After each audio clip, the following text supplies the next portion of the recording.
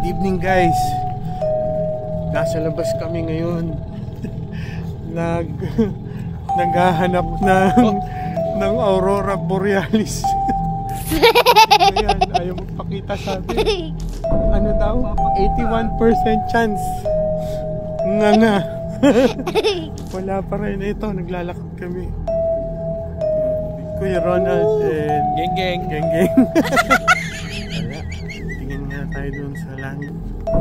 Wala. Ayun. Para daw na niya. Ayun. Parang nga. Sige nga. Oh. Ayan ah.